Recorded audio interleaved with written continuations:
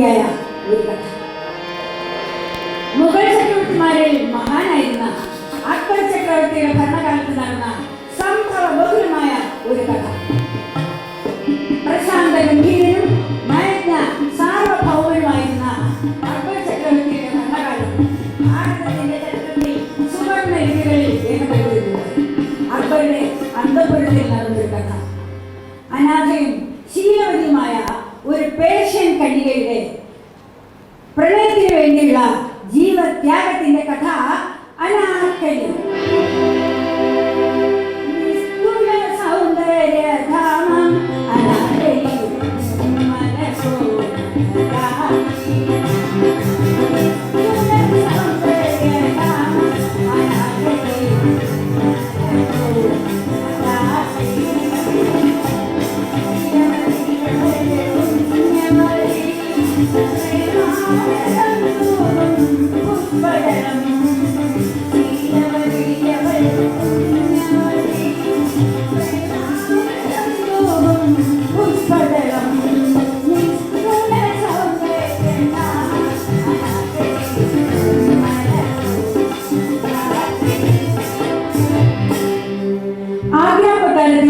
അക്ബർ ചക്രവർത്തി ചിന്താഗ്രസ്തനായിരുന്നു.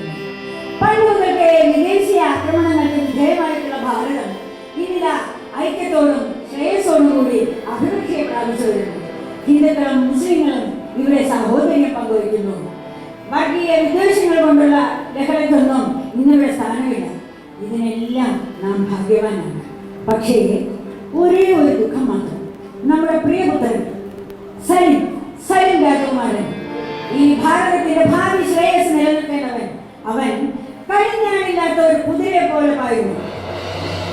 അവന്റെ ജീവിതശൈലി മുഗൾ സാമ്രാട്ടായ നമ്മെ നമ്മുടെ ശിരസിനാക്കുന്നു. ഓ മഞ്ഞപുത്രൻ സലിം കുമാരൻ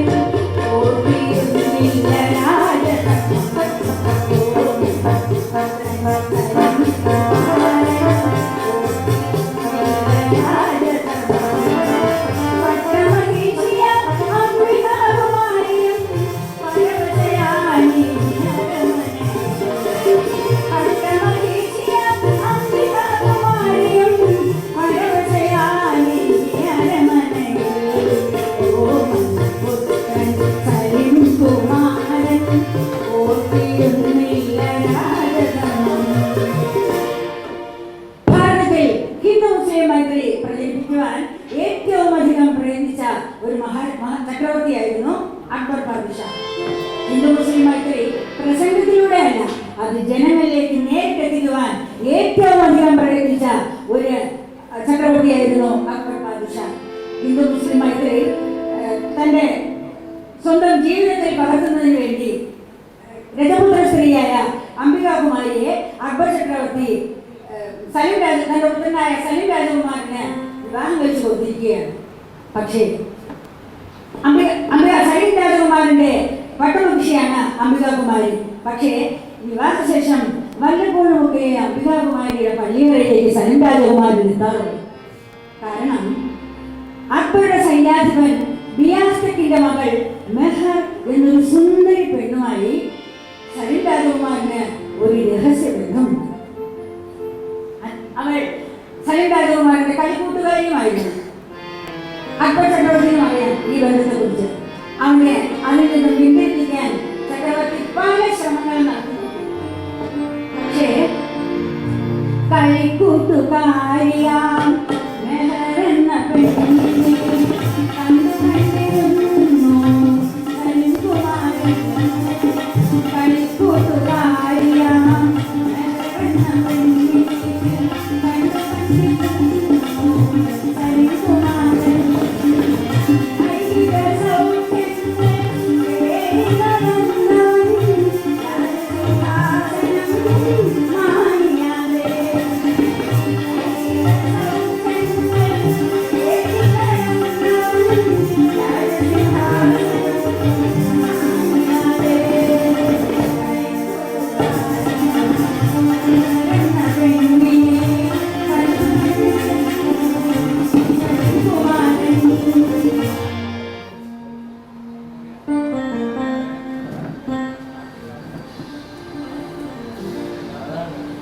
ഒരു ദിവസം ആഗ്ര കൊട്ടാരത്തിനടുത്തുള്ള ഒരു മുഹമ്മദിയൻ പള്ളിയുടെ മുൻവശത്തുള്ള തെരുവീതിയിലൂടെ 2-3 പട്ടാളക്കാർ നടന്നു വരുന്നു.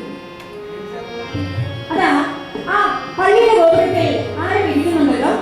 പട്ടാളക്കാർ അവിടെ ഒരു വൃദ്ധ ആ കൽപ്പനയിൽ കിടക്കുന്നു. അതിനടുത്തായി സുന്ദരിയായ ഒരു പെൺകുട്ടി ഇരിക്കുന്നു. അല്ല, അവൾ കരയുകയാണല്ലോ.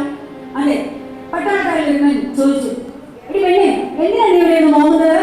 അവൾക്ക് കരയാൻ കണ്ട ഒരു സ്ഥലം എഴുതി എഴുന്നേൽക്കെത്താനായി തോന്നുന്നു. അമ്മേ അമ്മേ അമ്മേ. അദ്ദേഹം ചോദിച്ചു, എന്തിനാ നീ ഇവിടെ നിന്ന് പോകുന്നത്? എഴുന്നേൽക്കെത്താനായി എഴുതി.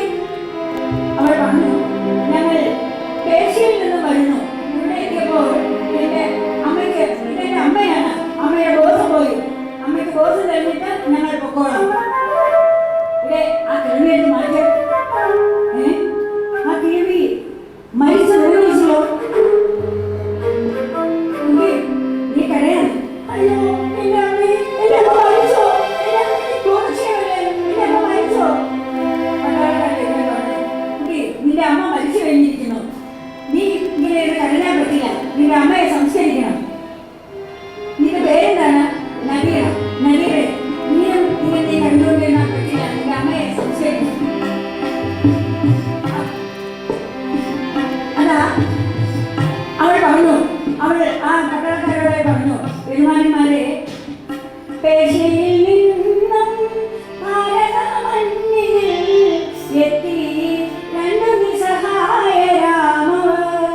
പേർഷ്യയിൽ നിന്നും ഭാരതമണ്ണിൽ എത്തി 2 നിസ്സഹായരാമവർ. അതെ, അവർ പേർഷ്യയിൽ നിന്നും വന്നതാണ്. ഇവിടെ എത്തിയപ്പോൾ അവളുടെ അമ്മ മരിച്ചുപോയി. അതാ ആ വരുന്നത് സലീം രാജകുമാരനല്ലേ? അതെ, ആ സലീം. അദ്ദേഹം ആ കാഴ്ച കണ്ടു. താഴെ കിടക്കുന്ന നിശ്ചലങ്ങളെ കരയുന്നു രോമന. താഴെ കിടക്കുന്ന കരയുന്നു രോമന. ഉത്സവത്തോടെ അരികത്തു ചെന്നയാൾ, ഉത്സവത്തോടെ അരികത്തു ചെന്നയാൾ അത്ഭുതാങ്ങി എണീറ്റുകൾ കൂട്ടിനാൾ.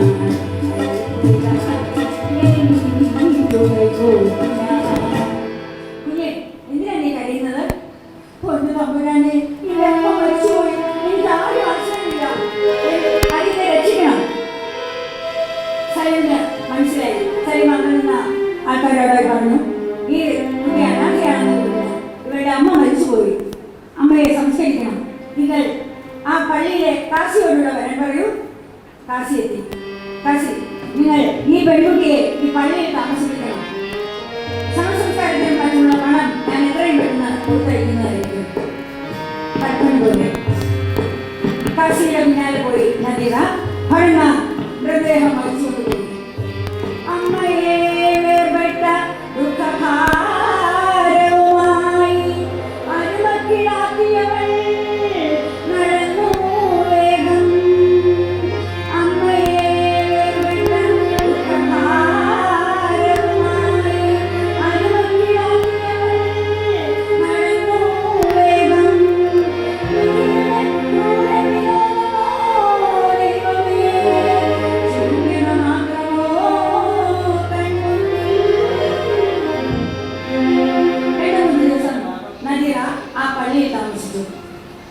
ആഗ്രാകൊട്ടാരത്തിനടുത്തുള്ള ഒരു വീട്ടിൽ ഭാര്യയും ഭർത്താവും തമ്മിൽ സംസാരിക്കുകയാണ്. ചർച്ച നടക്കുന്നു.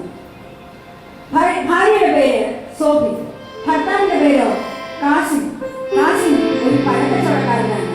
സോഫിയോ കൊട്ടാരത്തിലേക്ക് ആവശ്യമുള്ള പൂക്കളും പഴങ്ങളും എത്തിച്ചു കൊടുക്കുന്ന ജോലി ചെയ്യുകയാണ്. എത്ര നാളായി ഞാൻ നിങ്ങളോട് പറയുന്നു, എനിക്കൊരു ജോലിക്കാരി കൊണ്ടുതരാൻ. ഇക്കന്റെ വീട്ടിൽ അത്രയും ചെയ്തിട്ട് എനിക്ക് ഈ പൂക്കളും പഴങ്ങളും ചുമന്നുകൊണ്ട് പോകാനേ എനിക്ക് വയ്യ. എത്രയും വേഗം എനിക്കൊരു വേലക്കാരിയെ കൊണ്ടുതരണം. സോഫി, നീ ഇത് കുറഞ്ഞ ആയല്ലോ പറയാൻ തുടങ്ങിയിട്ട്. ഈ കാലത്തെ നല്ല വേലക്കാരികളൊക്കെ കിട്ടാൻ നല്ല ബുദ്ധിമുട്ടാ. ഞാൻ പലയിടത്തും അന്വേഷിച്ചു, ഒരിടത്തും കിട്ടിയില്ല. അല്ല, ആരാ വരുന്നത്?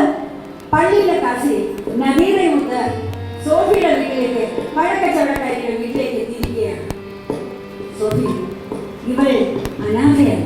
2-3 ദിവസങ്ങൾക്ക് മുമ്പ് സലീം രാജകുമാരൻ ഇവളെ എന്നെ ഏൽപ്പിച്ചതാണ്. ഇവളെ ഇവിടെ താമസിപ്പിച്ചാൽ കൊള്ളാമായിരുന്നു. നിങ്ങൾക്ക് ഇവളുടെ സഹായവുമാകും. ദൈവം നിങ്ങളെ അന്വേഷിക്കും. സോഫിക്ക് വളരെ സന്തോഷമായി. അയ്യോ അങ്ങനെയല്ല, ഞങ്ങൾ അവളെ കൊണ്ടുപോലെ ഞങ്ങൾ മോളെപ്പോലെ തന്നെ നോക്കിക്കോളാം, ഒരു വിരോധവുമില്ല. പിന്നെ നിന്റെ പേരെന്താണ്? നദീറ. സോഫിക്ക് നദീറയെ വളരെയധികം ഇഷ്ടപ്പെട്ടു. അത്രയ്ക്ക് സുന്ദരിയും സുശീലയുമായിരുന്നു അവൾ. അങ്ങനെ സോഫിയോടൊപ്പം കാസിനോടൊപ്പം നദീറ അവരുടെ വീട്ടിൽ കഴിയുകയാണ്. ഇപ്പോൾ പൂക്കളും പഴങ്ങളും ചുമന്നുകൊണ്ട് പോകുന്നത്, കൊട്ടാരത്തിലേക്ക് ചുമന്നുകൊണ്ട് പോകുന്നത് നദീറയാണ്. സോഫിയോടൊപ്പം അല്ലാതെ ഇന്ന് നദീറ തികഞ്ഞ യൗവനത്തിലെത്തിയിരിക്കുന്നു. നിസ്തുലമായ സൗന്ദര്യം അവളിൽ നിറഞ്ഞു തുറന്നു. യൗവനമെത്തി നിറഞ്ഞു,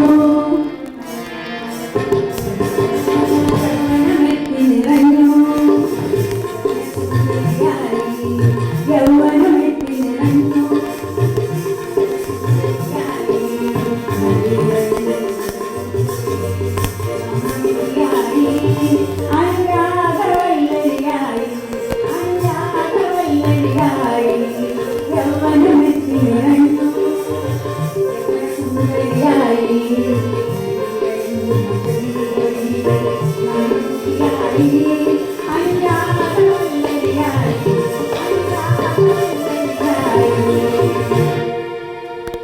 ഒരു സായാഹ്നത്തിൽ നദീറ സലീം രാജകുമാരനെ കണ്ടു. കൊട്ടാരത്തിന്റെ ഒരു ഭാഗത്തുള്ള മട്ടുപ്പാവിൽ മന്ദമാരുതനയ്ക്ക് സലീം രാജകുമാരൻ നിൽക്കുന്നു. നദീറ രാജകുമാരനെ ഗൂഢാവലോകനം ചെയ്തു. ഹാ, രാജകുമാരൻ എത്ര സുന്ദരനായിരുന്നു! നിശബ്ദമധുരമാം ലാവണ്യം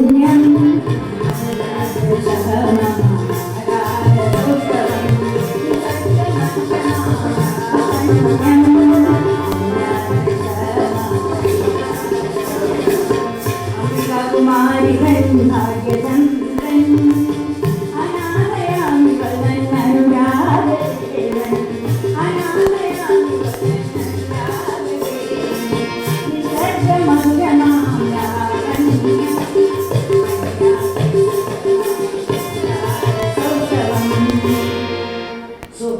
ഞാൻ എന്ത് വിധമാണ് പറയുന്നത്? അയ്യോ, അങ്ങനെയൊക്കെ ചിന്തിക്കാൻ പാടുണ്ടോ? രാജകുമാരൻ മുഗൾ സാമ്രാജ്യത്തിലെ നഭോമണ്ഡലത്തിൽ ഒരു നവീനചന്ദ്രനായി നിറഞ്ഞു നിൽക്കുന്ന സലീം രാജകുമാരൻ. ഞാനോ അനാഥയും നികൃഷ്ടഫലജാതയും എന്ന് കണ്ടുപെടുന്ന ഒരുവൾ. ഇവളുടെ അനുരാഗമല്ലിയുന്നു. ചിന്തിക്കുന്നത് തന്നെ പാപം. പേശയിൽ നിന്നും ഇത്ര ദൂരം എന്നെ കൊണ്ട് എത്തിച്ചത് ഇങ്ങനെയൊക്കെയുള്ള ചാബല്യങ്ങൾ ചിന്തിക്കാനാണോ? അവൾ ബോധവതിയാണ്. അല്ല, രാജകുമാരൻ മുന്നോട്ട് തന്നെയാണ്. അതെ, എന്നെ കാണുന്നത്, അദ്ദേഹം എന്നെ കാണുന്നത് അബദ്ധമാണ്. ഞാൻ ഈ മതിലിന്റെ പിന്നിൽ മറഞ്ഞു നിൽക്കാം. നദീറ ആ മതിലിന്റെ പിന്നിൽ മറഞ്ഞു നിൽക്കും. രാജകുമാരൻ ഉദ്യാനത്തിലേക്ക് നടക്കുന്നു. നദീറ രാജകുമാരനെ നോക്കി അവൾ നിന്നു. എങ്ങോട്ടൊക്കെ ആയിരിക്കും ഈ സായാഹ്ന സവാരി? നദീറ അദ്ദേഹത്തെ ശ്രദ്ധിച്ചുകൊണ്ട് നിൽക്കുമ്പോൾ അതാ അദ്ദേഹത്തിന്റെ കഴുത്തിൽ നിന്നും എന്തോ ഊരി വീണല്ലോ. അതെ, അദ്ദേഹം അത് അറിഞ്ഞില്ല. നദീറ ഓടിച്ചെന്ന് ആ മാല കൊടുത്തു. അദ്ദേഹത്തിന്റെ കഴുത്തിൽ എന്ന മാലയാണത്. അദ്ദേഹം അത് അറിഞ്ഞില്ല. ആ മാല എടുത്ത് ഒരു നിമിഷം ചിന്തിച്ചു. ഹാ മാലിനെ, അദ്ദേഹത്തിന്റെ മാലത്തെ അലങ്കരിക്കുന്ന നിന്റെ ജന്മം എത്ര ധന്യമാണ്. അവൾ പെട്ടെന്ന് പുറത്തേക്ക് അങ്ങനെ ചിന്തിക്കുന്ന ഭാവമാണ്. ഒരിക്കലും അങ്ങനെ ചിന്തിക്കാൻ പറ്റില്ല. അവൾ പെട്ടെന്ന് തന്നെ സലീം രാജകുമാരനെ പിന്തുടർന്നു. പക്ഷേ ഒരു വഴിയിലൂടെ, ഒരു രഹസ്യവാതിലൂടെ സലീം രാജകുമാരൻ എങ്ങോട്ടോ പോയി. നദീറ നിരാശയോടെ മടങ്ങി. അവൾ രാത്രിയാകുമ്പോൾ എന്നും ആ മാലിന്യം ചിന്തിക്കും, മാറോടടുത്ത്. അവൾ രാത്രി സലീം രാജകുമാരനെ കുറിച്ച് ഓർത്ത്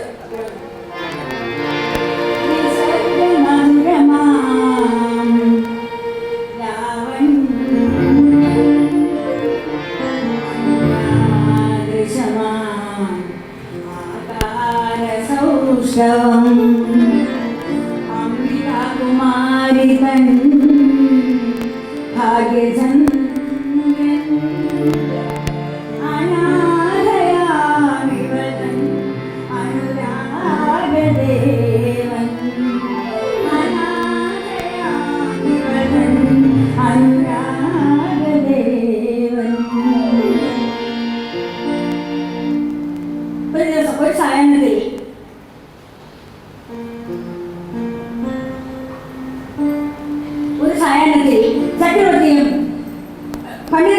സഭാംഗങ്ങളും കൊട്ടാരത്തിന്റെ ഒരുഭാഗത്തുള്ള പൂന്തോട്ടത്തിൽ സമ്മേളിച്ചിരിക്കുന്നു. ഉദ്യാനത്തിൽ നിന്ന് സുന്ദരിയായ ഒരു പെൺകുട്ടി പൂക്കളെത്തുന്നു. രാജാവ് ചോദിച്ചു, ആ ഉദ്യാനത്തിൽ നിന്ന് പൂക്കളെടുക്കുന്ന ആ പെൺകുട്ടി ഏതാണ്? അവളെ ഇവിടെ കൊണ്ടുവരൂ. കുഞ്ഞെ, നീ ഏതാണ്? ഈ ഉദ്യാനത്തെ അലങ്കരിക്കാനുണ്ടായ കാരണം? ദൈവതുല്യനായ മഹാരാജാവേ, അടിയൻ സോഫി എന്ന പഴക്കച്ചവടക്കാരിയുടെ പരിചാരികയാണ്. കൊട്ടാരത്തിലെ ആവശ്യങ്ങൾക്കായി പൂക്കളെടുക്കുവാൻ കൊച്ചമ്മ ആജ്ഞാപിച്ച് അയച്ചിരിക്കുകയാണ് അടിയനെ. ഓഹോ, നിന്റെ മാതാപിതാക്കൾ?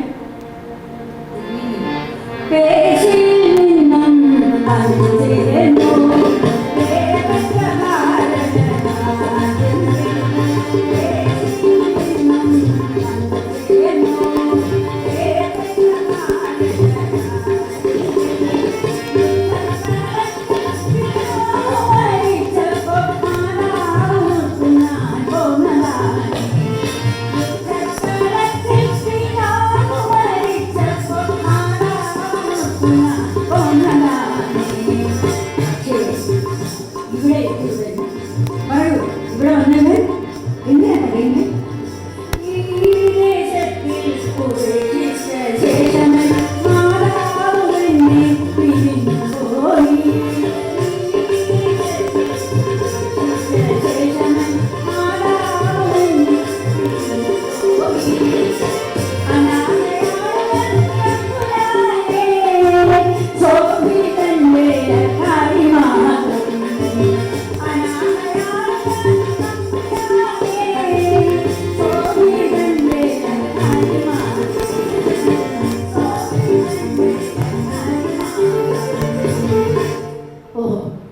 നിസ്സർഗമായ സൗന്ദര്യത്തിന്റെ നിസ്തുല സമ്പത്താണ്, സൗശീലത്തിന്റെ മൂർത്തിമ ഭാവമെന്ന് നമുക്ക് തോന്നുന്നു.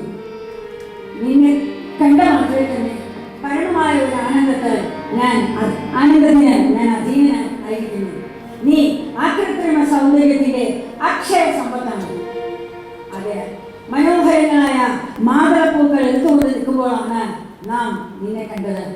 അതെയാൽ ആ മാതളപ്പൂവിന്റെ പുഷ്പതലങ്ങളെ അതിശയിപ്പിക്കുന്ന അംഗലാവണ്യമുള്ള നിന്നെ ആ മാതളപ്പൂവിന്റെ അപരനാമത്തിൽ നാം വിളിക്കുന്നു അനാർക്കലി. അനാർക്കലി. ഇന്നു മുതൽ നീ സോഫിയുടെ പരിചാരികയല്ല, നമ്മുടെ അന്തപുരത്തിലെ തോഴിയാണ്. മാത്രവുമല്ല, പുത്രി നിർവിശേഷമായ ഒരു വികാരം നമുക്ക് നിന്നോട് എന്നും ഉണ്ടായിരിക്കും. മാതളപ്പൂവിൻ ദളമേ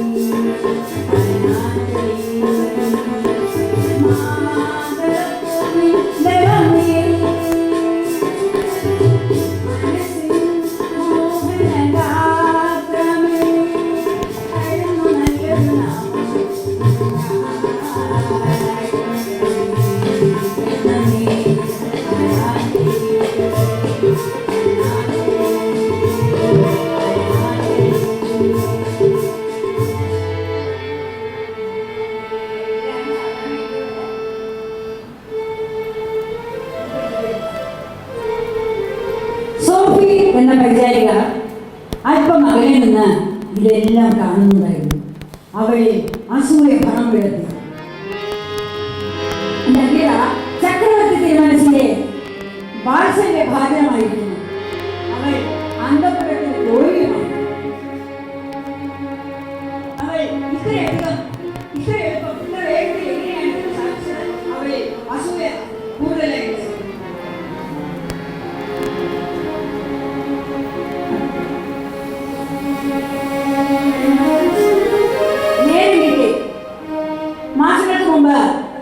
ദിവസങ്ങൾക്ക് മുമ്പ് സൈനിക രാജകുമാരന്റെ കഴുത്തിൽ നിന്ന് ഊർന്നു വീണ ആ രത്നമാല്യം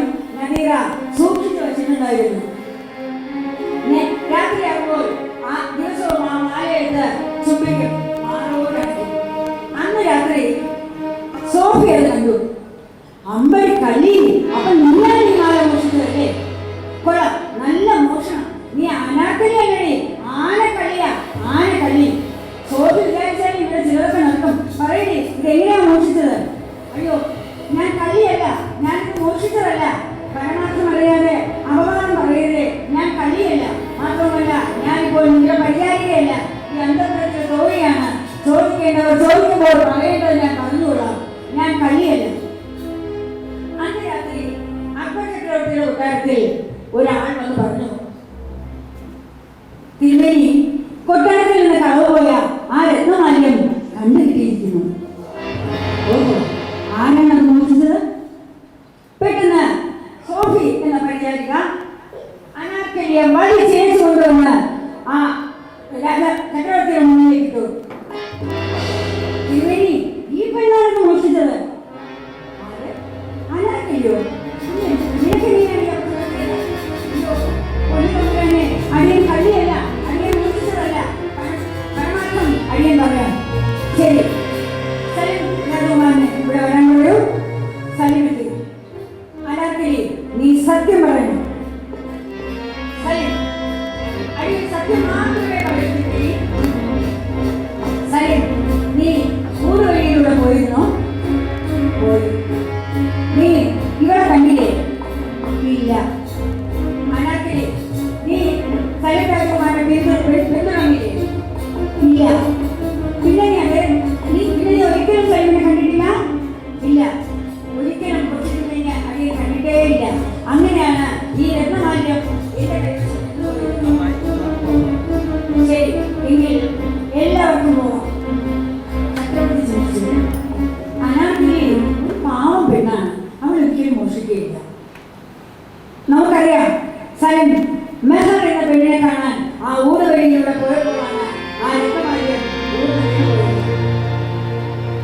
ചക്രവർത്തിക്കും അറിയാം. പല പ്രാവശ്യം അവനെ വിലക്കാൻ ശ്രമിച്ചിട്ടുണ്ട്. പക്ഷേ ഇപ്പോഴും ആ മെഹർ എന്ന പെൺകുട്ടിയെ അവൾ സലിം കണ്ടുകൊണ്ടിരിക്കുകയാണ്. അവിടെ നിന്ന് ഭടന്മാരോടായി അദ്ദേഹം പറഞ്ഞു, മെഹർ എന്ന പെണ്ണ് ഈ അന്തപുരത്തിലും ഈ അരമനയിലും ഒക്കെ വരുന്നതെന്ന് ഞാൻ അറിയുന്നു.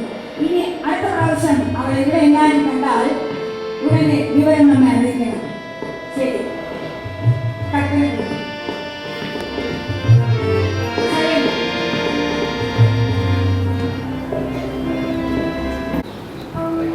സലിം ആകെ അസ്വസ്ഥനായി. മെഹറിനെ കാണാൻ ഞാൻ ഊര് വഴിയിലൂടെ പോയപ്പോഴാണ് ആ രത്നമാല്യം മൂന്ന് വീണുപോയത്. ഇതാണെന്ന് മനസ്സിലാക്കിയിരിക്കുന്നു. പക്ഷേ അനാർക്കലി ഒന്നും തന്നെ വ്യക്തമല്ല. ഇന്നലെയാണ് ഞാൻ അവളെ യഥാർത്ഥമായി കണ്ടത്. ആ കരിമ്പൂരം വിളികളുടെ യഥാർത്ഥ സൗന്ദര്യം ഞാൻ ഇന്നലെയാണ് കണ്ടത്. നിശ്ചയമായും അവൾ കേവലം ഒരു പരിചാരികയല്ല, അത്രയ്ക്ക് സുന്ദരിയാണ്. എന്തൊരു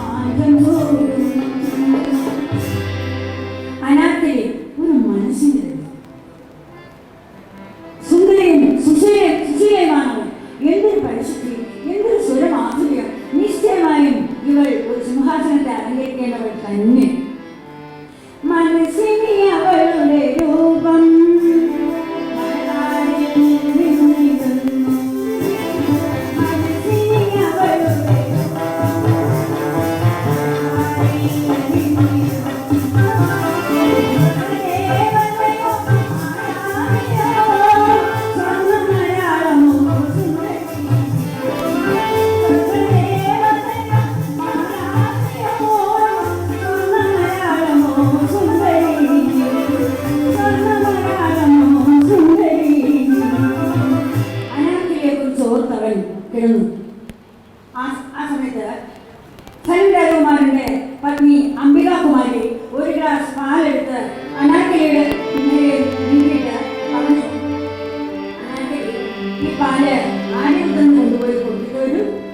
അനാർക്കലി പാലുമായി സലീം രാജകുമാരന്റെ മുറിയുടെ മുന്നിലെത്തി. സലീം അവളെ തന്നെ ഓർത്തു കിടക്കുകയായിരുന്നു. മനസ്സിനെ അവളുടെ രൂപം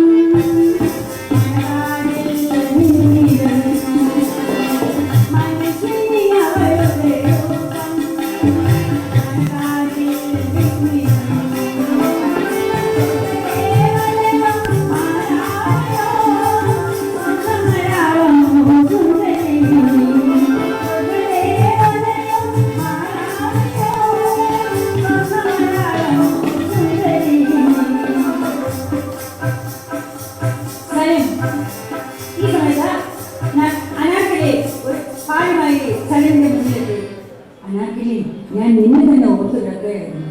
ഇന്നലത്തെ ആ രത്നമാലയുടെ കാര്യത്തിൽ ഞാൻ നിന്നോട് ആജീവനാന്തം കടപ്പെട്ടിരിക്കുന്നു. എന്താണ് പ്രത്യുപകാരമായി ഞാൻ നിനക്ക് നൽകേണ്ടത്? അടിയൻ പ്രത്യുപകാരം വെച്ചിട്ട് യാതൊന്നും തന്നെ ചെയ്തിട്ടില്ല. എന്ത്, എന്നിൽ നിന്നും നീ യാതൊന്നും പ്രതീക്ഷിക്കുന്നില്ലെന്നോ? ഇല്ല, അടിയൻ അതിന് ശക്തയല്ല. സമയമാകുന്നു, അടിയൻ വിടണം. ശരി, ഇപ്പോൾ പൊക്കോളാനാക്കില്ല. പക്ഷേ നാളെ കൃത്യം 3 മണിക്ക് നീ വിദ്യാലയത്തിൽ വന്നു. ശരി, പരിമളം ചൊരിയും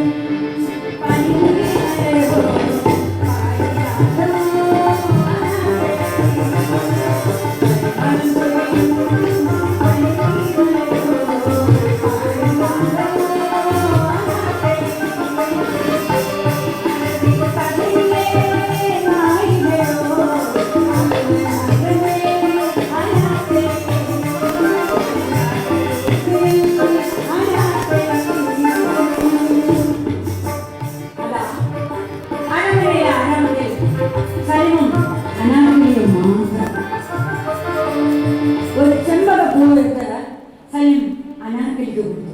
എന്നിട്ട് പറഞ്ഞു, ഓമലെ, ഇന്ന് എൻ്റെ ജീവിതത്തിലെ ഒരു സുപ്രധാന ഘട്ടമാണ്. അനിതര സാധാരണമായ ഒരു ആനന്ദം ഞാനിപ്പോൾ അനുഭവിക്കുന്നു. നീ എൻ്റെ പ്രേമ സർവസ്വമാണ്. നിന്നെ കൂടാതെ എനിക്ക് ജീവിക്കാൻ സാധ്യമല്ല. അങ്ങേ കണ്ട നിമിഷം മുതൽ അങ്ങ് ഇവളുടെ ഹൃദയത്തിൽ സ്ഥാനം പിടിച്ചതാണ്. അവിടുത്തെ പ്രേമത്തിനു പാത്രമാകാൻ പ്രാർത്ഥനയോടെ കഴിഞ്ഞവൾ ഞാൻ. അവിടുത്തെ പ്രേമത്തിനു പാത്രമാകാൻ പ്രാർത്ഥനയോടെ കഴിഞ്ഞവൾ ഞാൻ.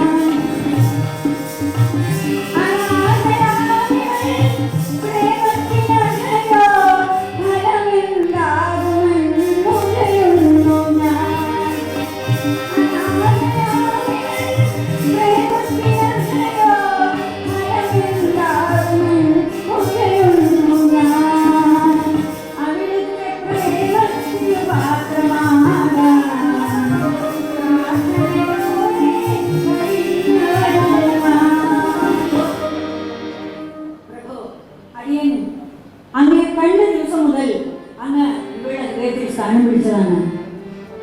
ഇപ്പോൾ ഞാൻ ധന്യയാണ്. ഓഹോ, എങ്കിൽ ഞാനും കൃതാർത്ഥനാണ്.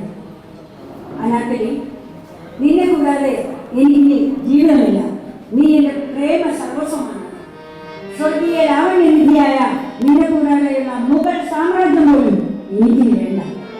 നീ എൻ്റെ പ്രേമ സർവസ്വമാണ്. അനാർക്കലി പറഞ്ഞു, സമയം കഴിഞ്ഞു, അടിയ പോകട്ടെ. നിൽക്കുവാനാർക്കലി. സലീം രാജകുമാരൻ ശിരസ് കുനിച്ച് അവളുടെ നെറുകയിൽ ചുംബിച്ചു. അനാർക്കലിയുടെ ജീവിതത്തിലെ ആദ്യ ചുംബനം. ആദ്യ ചുംബനം ഒരു മധുര ചുംബനം. ആദ്യ ചുംബനം ഒരു മധുര ചുംബനം. ആത്മാവിലാകെ കുളിർന്ന ആവേശ ചുംബനം. ചുംബനം ആത്മാവിലാകെ കുളിർന്ന ആവേശ ചുംബനം.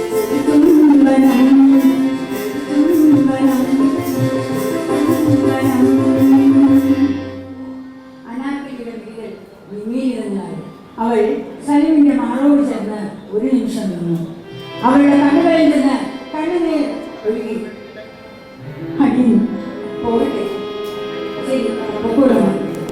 സലീം ചിന്തിച്ചു. സ്വർഗീയ രാമനിധിയായ അനാർക്കലിയെ കൂടാതെ മുഗൾ സാമ്രാജ്യം പോലും എനിക്കിനി വേണ്ട. അനാർക്കലി ഇല്ലാതെയുള്ള ഒരു ജീവിതം എനിക്കിനി വേണ്ട. മകനോടും അംബികാകുമാരിയോടും തോന്നാത്ത അനിർവചനീയമായ ഒരു വികാരം എനിക്ക് അനാർക്കലിയോട് തോന്നുന്നു. പിതാവിനോട് പറഞ്ഞ് ഞാൻ അനാർക്കലിയെ വിവാഹം കഴിക്കും. അനാർക്കലി ഈ മുഗൾ സാമ്രാജ്യത്തിലെ പട്ടമഹിഷിയാവും. അനാർക്കലി പട്ടമഹിഷിയാവുന്ന കാലം ദൂരമല്ല.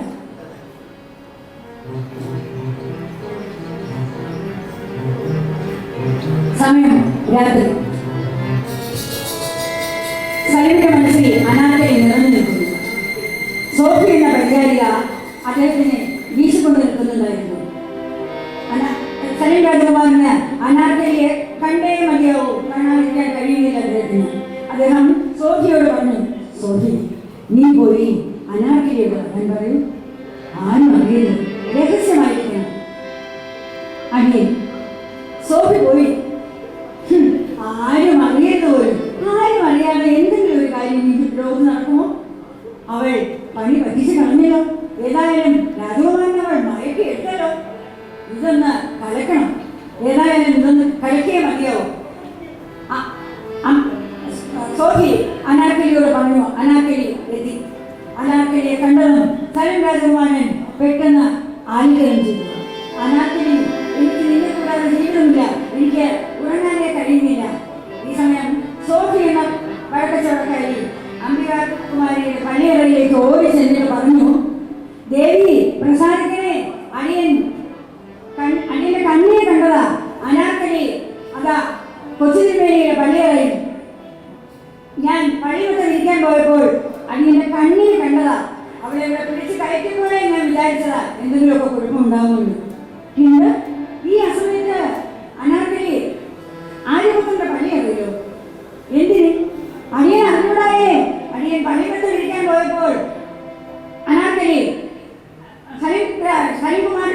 സലീം രാജകുമാരനുമായി ഞാൻ ബാക്കി പറയുന്നില്ല. അടിയന്റെ കണ്ണിനെ കണ്ടതാ. ഈശ്വര, ഞാൻ തെറ്റായി കേൾക്കണം. എന്റെ ജീവിതം ഇങ്ങനെ ആയല്ലോ, ഇതും കേൾക്കേണ്ടി വന്നല്ലോ. അംബികാകുമാരി വേണമെന്ന് പറഞ്ഞില്ല. അടുത്ത ദിവസം ഭക്ഷ്യപദാർത്ഥങ്ങളുമായി അംബികാകുമാരിയുടെ പള്ളിയറയിലേക്ക് അനാർക്കലി എത്തി. എടി മഞ്ചരി, നീ ഇന്നലെ എവിടെയായിരുന്നു? നീ ആര്യപുത്രന്റെ പള്ളിയറയിൽ നിനക്ക് എന്തൊരു കാര്യം? എന്റെ കണ്ണിനെ കണ്ടതാ. ഒന്നും പറയണ്ട, ഞാൻ എന്റെ കണ്ണുകൾ കണ്ടതാണ്. അവിടെ എന്താ നിനക്ക് കാര്യം? അതിന്റെ അപരാധം കൊടുക്കണം. അതിന്റെ അപരാധം കൊടുക്കണം, ക്ഷമിക്കണം. ആരവിടെ? ഇവിടെ പറഞ്ഞാറുണ്ട്. ഇവിടെ കൊണ്ടുപോയി ചാട്ടമാറുകൊണ്ട് തൃപ്തിയാകും വണ്ണം പ്രഹരിക്കണം. അനാർക്കലിയെ വലിച്ചിഴച്ചു കൊണ്ടുപോയി അതാ ചാട്ടമാറുകൊണ്ട്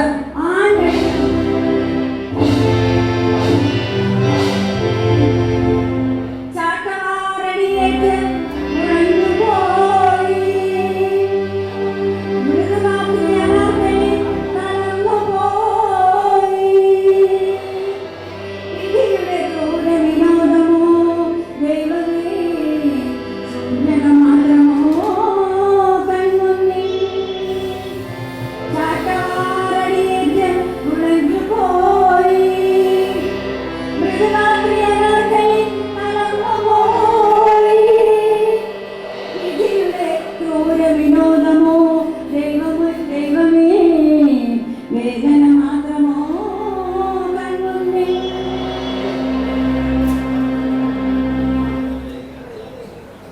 സലീം രാജകുമാരൻ ഈ സംഭവം അറിഞ്ഞു.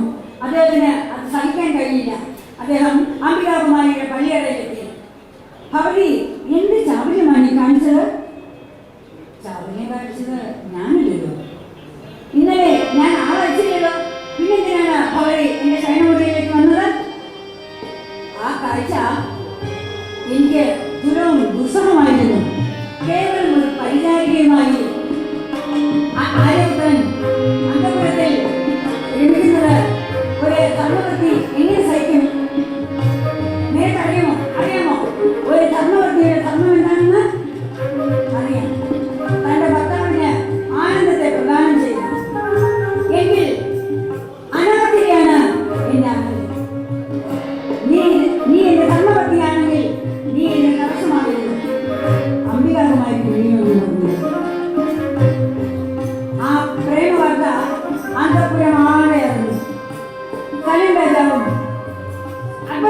എല്ലാവരുടെയും ആ വാർത്തയുള്ളൂ. എന്ത് അനാർക്കലി എന്ന പേര്, സുന്ദരിയും സുശീലയുമായ അവളെ അനാർക്കലി എന്ന പേര് കൊടുത്ത് ഈ അന്തപുരത്തിൽ നിയോഗിച്ചത് ഇതിനായിരുന്നു. ആരവിടെ അനാർക്കലിയുടെ വരാൻ പറഞ്ഞു? അനാർക്കലി, നീ സത്യം പറയണം. അടിയൻ സത്യം മാത്രമേ പറയുന്നില്ലേ. നീയും സലീമും തമ്മിൽ പ്രേമത്തിലാണോ? അതെ. എന്ത്? സലീം വിവാഹിതനാണെന്ന് നിനക്കറിയില്ലേ? നിങ്ങളുടെ ഈ പ്രേമം ഇങ്ങനെ തുടർന്നാൽ അവന് മുഗൾ സാമ്രാജ്യം പോലും നഷ്ടമാകുമെന്ന് നീ അറിയുന്നുണ്ടോ? മനസ്സുണ്ടെങ്കിൽ രണ്ടും നടത്തും. എന്ത് ഇത്രയ്ക്കാണോ? ഏതായാലും നിനക്ക് സലീം രാജകുമാരനോട് അത്രയ്ക്ക് പ്രണയമുണ്ടെങ്കിൽ നീ സലീമിന്റെ ഭാവി ശ്രേയസിന് വേണ്ടി പ്രാർത്ഥിക്കണം.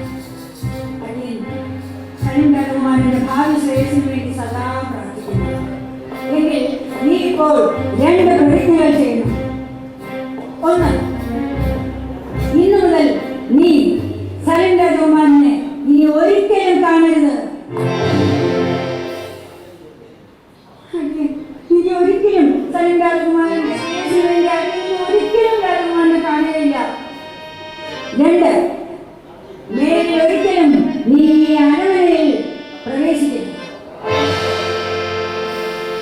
ഇല്ല, ഒരിക്കലും ഞാൻ ഈ അരമനയിൽ പ്രവേശിക്കുകയില്ല.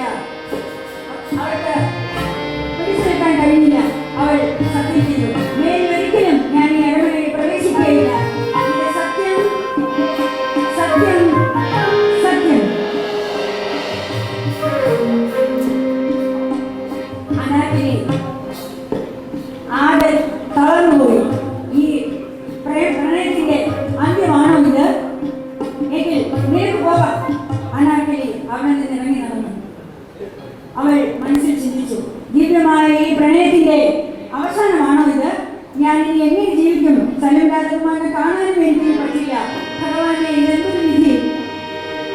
യമുനാ നദി ശാന്തമായി ഒഴുകുന്നു. യമുനയുടെ തീരത്ത് ചെന്ന് നിന്നവൾ ഹൃദയം പൊട്ടിക്കരഞ്ഞു.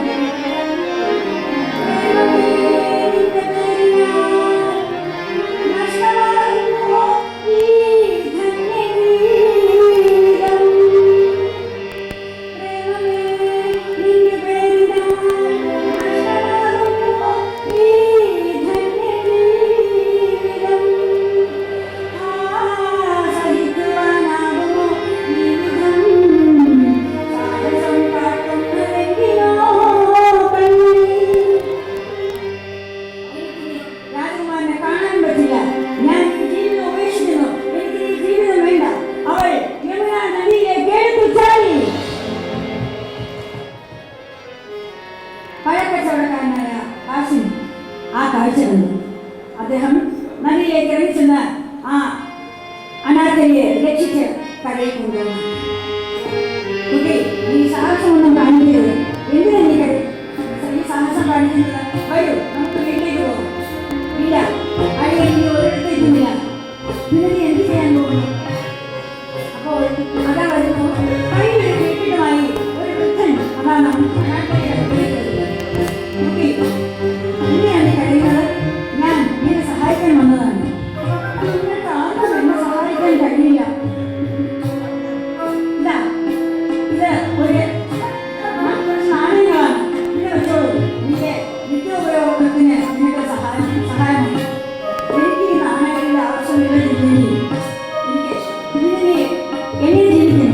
അടിയൻ ഈ പള്ളിയുടെ പരിചാരികയാണ്. വൃദ്ധൻ വേഷമാക്കി പറഞ്ഞു, അനാർക്കലി, ഞാൻ നിന്റെ സലീമിന്റെ പിതാവാണ്. ഇതാ, ഇത് വാങ്ങിക്കൂ. അടിയന് തെറ്റുപറ്റിപ്പോയി. അടിയന് ഇത് ആവശ്യമില്ല. അടിയന് ഈ നാണയങ്ങളുടെ ആവശ്യമില്ല.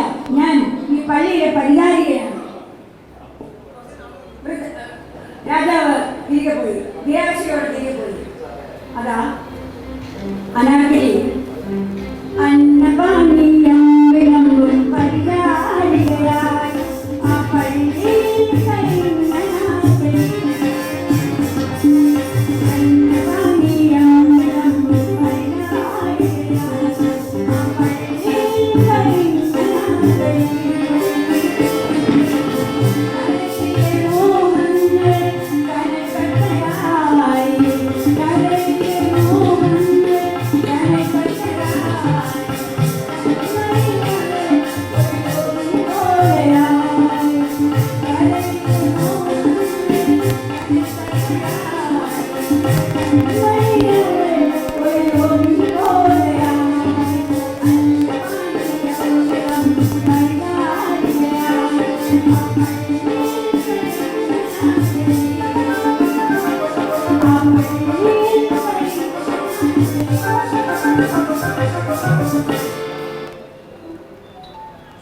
അങ്ങനെയിരിക്കെ ഒരു ദിവസം മെഹർ എന്ന പെണ്ണ് സലിം രാജകുമാരന്റെ കളിക്കൂട്ടുകാരിയായി വളർന്ന് പിരിയാനാവാത്ത വിധം ബന്ധത്തിലേക്ക് വഴുതി വീണ മെഹർ ഒരു ദിവസം അനാർക്കലിയെ കാണാൻ ആ പള്ളിയിലെത്തി.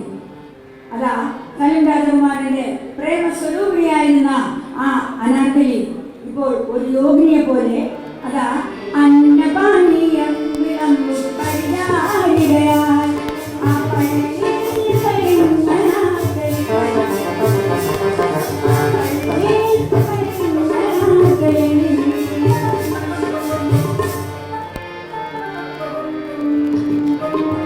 അനാർക്കലി ഞാൻ നിന്നെ ഒരു രഹസ്യം പഠിപ്പിക്കാനാണ് വന്നത്. രഹസ്യമോ? എന്ത് രഹസ്യം? അത് സലിം രാജകുമാരനെ കുറിച്ചുള്ളതാണ്. ഈ രഹസ്യം മറ്റാരെയും അറിയിക്കാൻ പാടില്ല.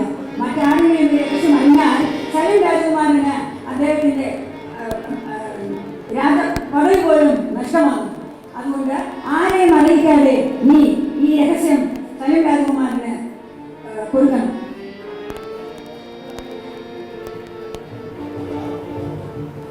ഓഹോ, അങ്ങനെയാണോ? സലിം രാജകുമാരന്റെ ശ്രേയസിന് വേണ്ടി അടിയന്റെ ജീവിതം വരെ അടിയൻ പണയം വയ്ക്കുന്നതാണ്. ശരി, എന്താണ് ആ രഹസ്യം? പെട്ടെന്ന് മെഹർ ഒരു കത്തെടുത്ത് അനാർക്കലിയുടെ കയ്യിലേക്ക് കൊടുത്തു. അനാർക്കലി, ഇത് മറ്റാരും അറിയാതെ നീ സലിം രാജകുമാരന്റെ കയ്യിൽ കൊടുക്കണം. ആ കത്ത് അനാർക്കലി വാങ്ങി. ഇത് മറ്റാരും അറിയാതെ ഞാൻ സലിം രാജകുമാരന്റെ കയ്യിൽ തന്നെ കൊടുക്കുന്നതായിരിക്കും, ഇത് സത്യം. മെഹർ പോയി. അനാർക്കലി അതാ ആ കത്തുമായി അതാ സലിം രാജകുമാരന്റെ അന്തപുരത്തിലേക്ക് നടക്കുന്നു. അതാ സലിമിന്റെ വാതിലിന് മുന്നിലെത്തി. സലിമിന്റെ ശയനമുറി അടച്ചിട്ടില്ല. സലിം രാജകുമാരൻ ഉറങ്ങിയിട്ടില്ല. പെട്ടെന്ന് സലിം രാജകുമാരന്റെ വാതിലിന് മുന്നിൽ എത്തിയ അനാർക്കലിയെ സലിം രാജകുമാരൻ കണ്ടു. അനാർക്കലി, അദ്ദേഹം കലകാലബോധമില്ലാതെ അവളെ ആലിംഗനം ചെയ്തു. അയ്യോ, എന്നെ വിടൂ, എന്നെ വിടൂ, ആരെയും കാണാം. ഇതാ മെഹർ തന്നതാണ് ഈ കത്ത് എന്ന് പറഞ്ഞുകൊണ്ട് ആ കത്തെടുത്ത് സലിം രാജകുമാരന്റെ കയ്യിൽ കൊടുക്കാൻ തുടങ്ങിയപ്പോൾ, എടി വഞ്ചകി, എന്തിനു വന്നു? സലിം രാജകുമാരന്റെ അന്തപുരത്തിൽ ഈ അസമയത്ത് എന്തിനാണ് വന്നത്? എന്താ നിന്റെ കയ്യിൽ? ലേഖനമോ? ആ ലേഖനം എടുത്തരും. അനാർക്കലി പെട്ടെന്ന് ആ കത്ത് വായിലിട്ട് ചവച്ചരച്ചിറക്കി. എന്തെങ്കിലും ദുർഭഗേ, ഇത്രയ്ക്ക് ധിക്കാരമോ നിനക്ക്? ആരുടേതാണ് ആ കത്ത്? പറയൂ, ആരുടേതാണ് ആ കത്ത്? ഇല്ലതിന്റെ അടിയൻ ആ രഹസ്യം പറയുകയും ഒരിക്കലും പറയില്ല. എന്ത്? അക്ബർ ചക്രവർത്തിയുടെ ആജ്ഞയെ ധിക്കരിക്കുകയോ? ആരോട്? ഈ ധിക്കാരിയെ മൈതാനത്തിൽ കൊണ്ടുപോയി നിർത്തി ഇവർക്ക് ചുറ്റും മതിൽ കെട്ടി അടക്കട്ടെ. ഓരോ കല്ലുകൾ വെക്കുമ്പോഴും നിങ്ങൾ ഇവരോട് ചോദിക്കണം, ആ കത്ത് ആരുടേതാണെന്ന്. കൊണ്ടുപോകും. അതാ ഭടന്മാർ അവളെ വലിച്ചിഴച്ചുകൊണ്ട് മൈതാനത്തിലേക്ക് പോകുന്നു. അവർ ഓരോ കല്ല് വെക്കുമ്പോഴും അവരോട് ചോദിച്ചുകൊണ്ടേയിരുന്നു, അനാർക്കലി പറയൂ, അനാർക്കലി പറഞ്ഞൊന്ന് തൊഴിക്കൂ,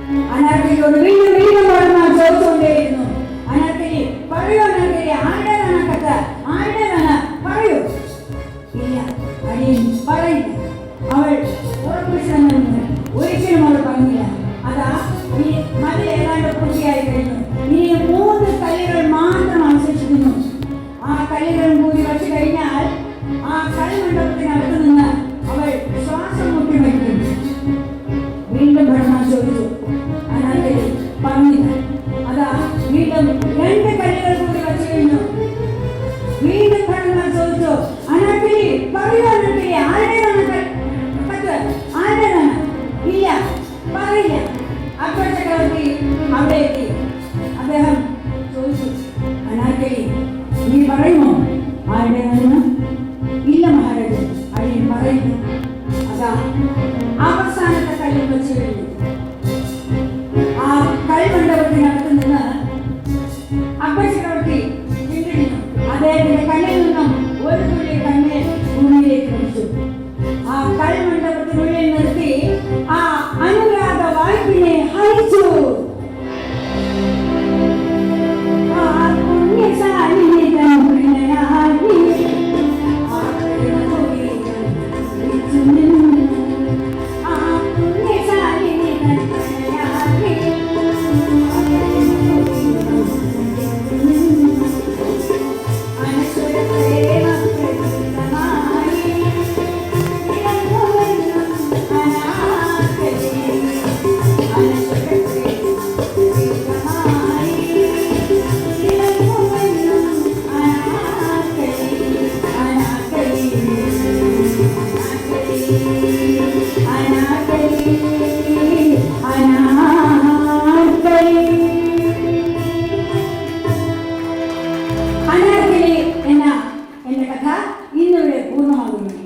ഇത്രയും നേരം എന്റെ കഥാപ്രസംഗം കേട്ടുകൊണ്ടിരുന്ന നല്ലവരായ എന്റെ ഓരോ സുഹൃത്തുക്കൾക്കും ഗുരുക്കന്മാർക്കും കൂട്ടുകാർക്കും എല്ലാവർക്കും എന്റെ ഹൃദയം നിറഞ്ഞ നന്ദി അറിയിച്ചു കൊള്ളട്ടെ.